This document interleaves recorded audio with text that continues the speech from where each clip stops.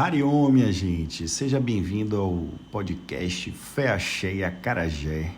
E hoje vamos falar do tema: é melhor você ser odiado pelo que você verdadeiramente é do que adorado pelo que você verdadeiramente não é. Escolha comer com as pessoas que passariam fome com você. A lealdade das pessoas à sua volta é muito importante para você. Porque se você investe em certas pessoas na sua vida, elas te apoiam de volta. Você, consequentemente, irá apoiá-las também. O que mais é a vida sem pessoas para apoiá-lo? As dificuldades irão aparecer em suas vidas e irão mostrar para você quem são seus verdadeiros amigos. E só assim você poderá experienciar o seu percurso. Como saber quem eu sou? Basta olhar com quem você anda, né? As qualidades dessas pessoas com quem você anda são distintas, mas uma coisa elas têm em comum, é que elas te inspiram, motivam e são dignas da sua compaixão. Ou seja, se elas erram, você inventa uma forma de acolher elas e entendê-las. Elas aparecem naqueles momentos difíceis e apresentam a você não uma solução, mas um desafio que forja você.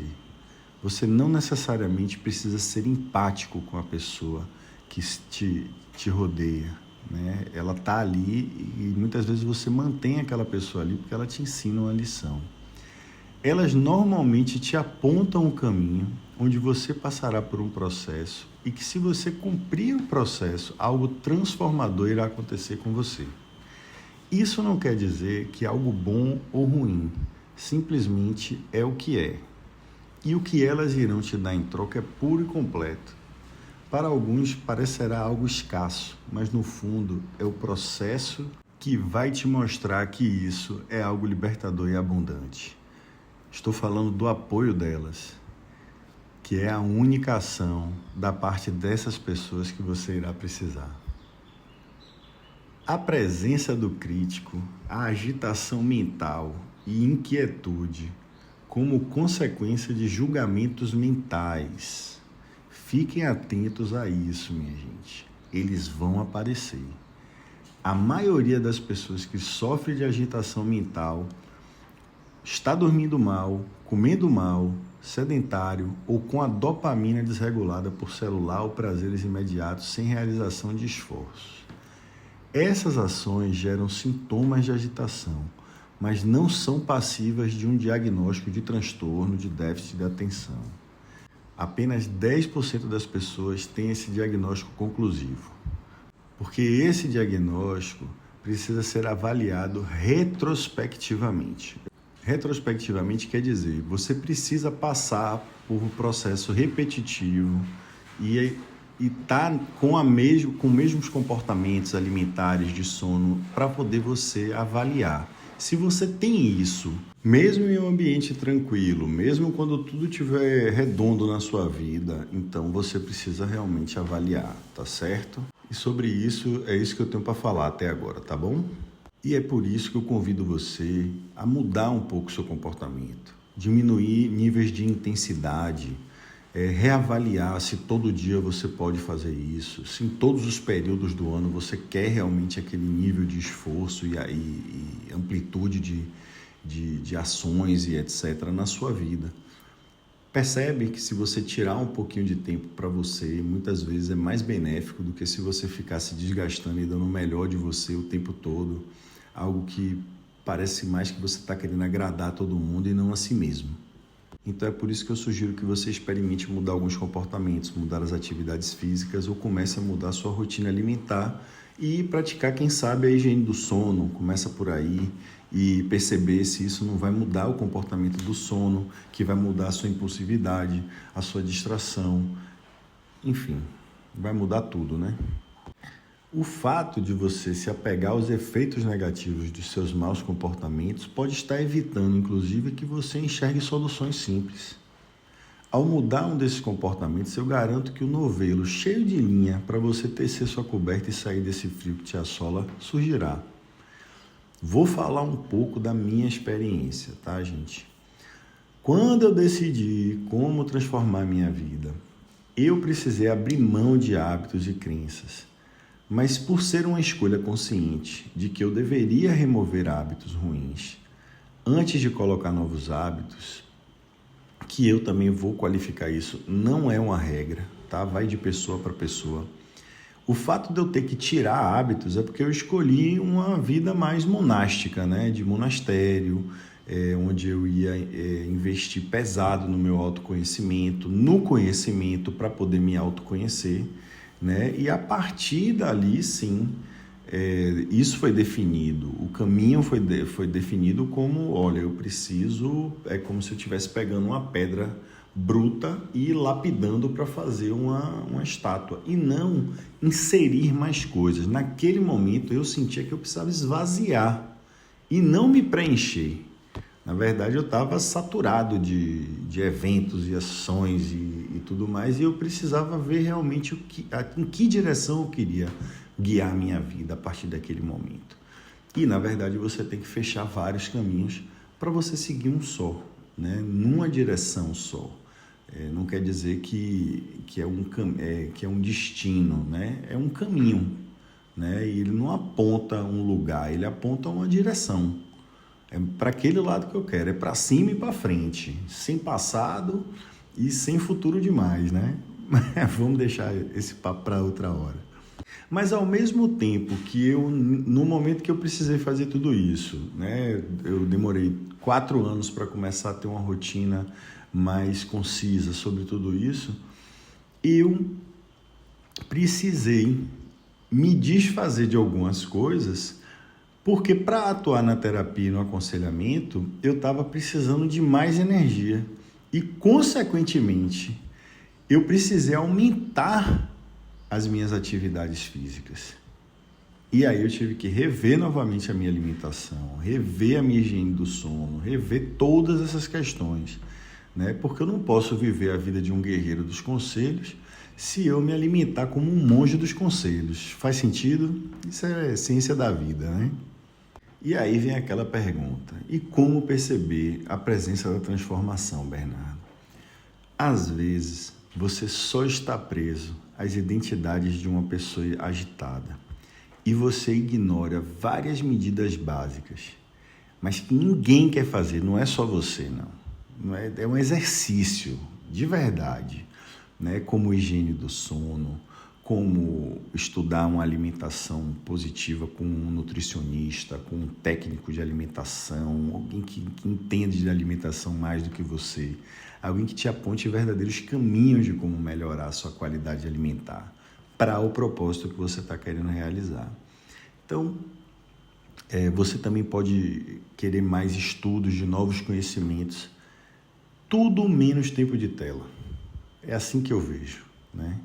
Então, essas pequenas mudanças irão melhorar o seu foco e a sua distração. Além do que, existe uma fuga muito grande aos ansiolíticos, gente. Mas esses medicamentos sozinhos não irão resolver a causa base. É isso que a gente aprende no Ayurveda. A Ayurveda é tudo sobre reto. Reto quer dizer a causa. Mas uma coisa é certa. Podemos treinar o nosso foco, além de treinar a nossa mente para ignorar os pensamentos negativos e obsessores.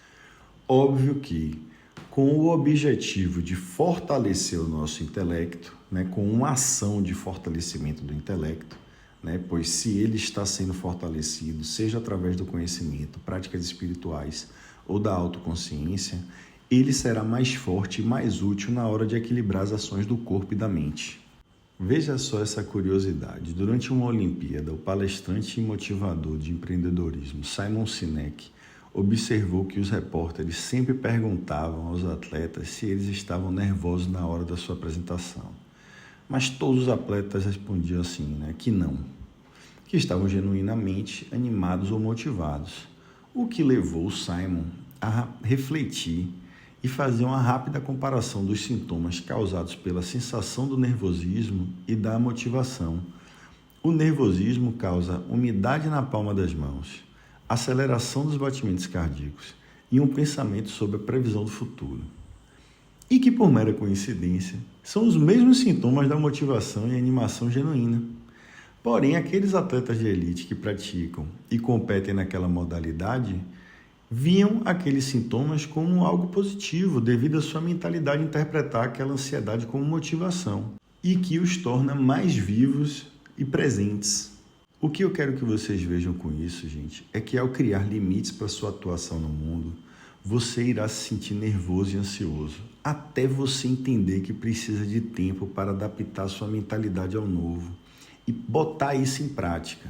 O termo limites é uma palavra que substitui o termo defenda-se, muitas vezes. É a questão da luta ou fuga. Então, proteja os seus valores e as suas crenças. É isso que o corpo está te dizendo, né? Isso é que a sua mente está dizendo a você. E limites são apenas o seu sistema de valores pessoais. Aquilo que você está disposto a aceitar e aquilo que você não está disposto a aceitar.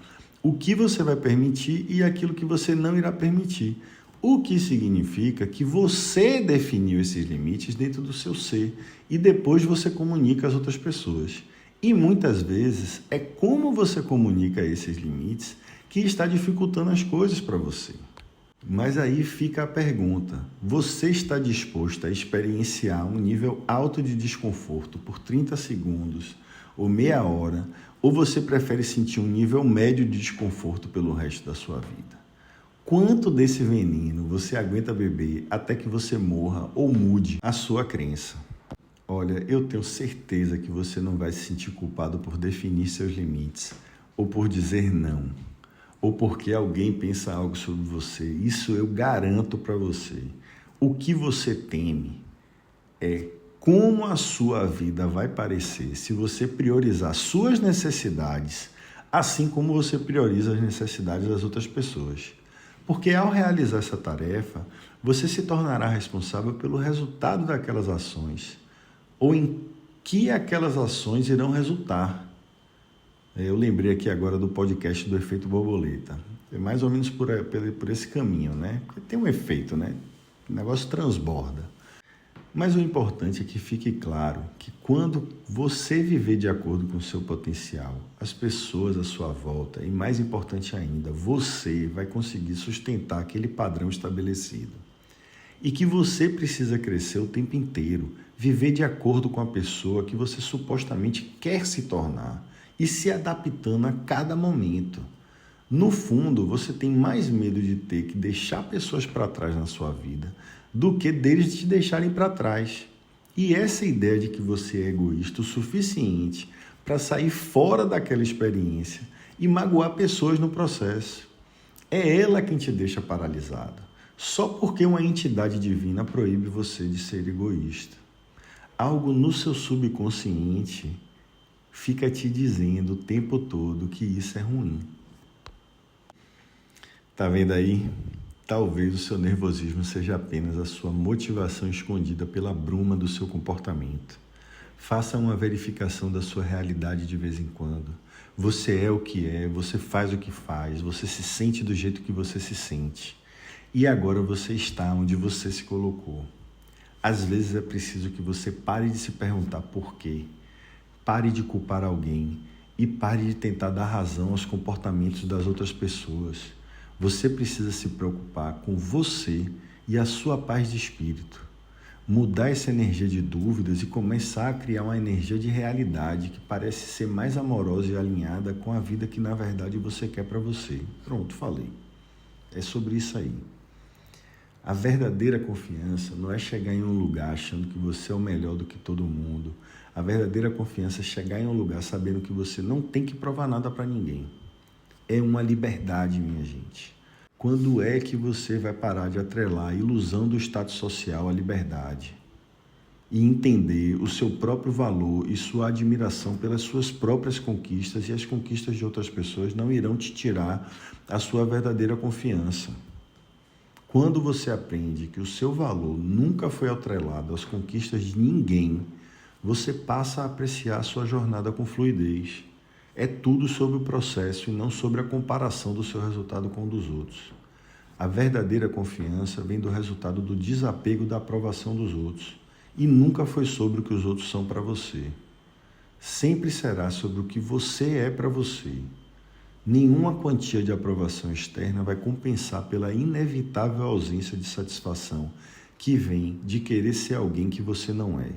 O amor e a conexão verdadeira requerem autenticidade. Sem isso, só resta um apego desonesto. É melhor você ser odiado pelo que você verdadeiramente é do que adorado pelo que verdadeiramente não é. Minha gente, eu vou ficando por aqui. Adorei bater esse papo com vocês. Espero vocês no próximo episódio e tamo junto. Valeu, Harion!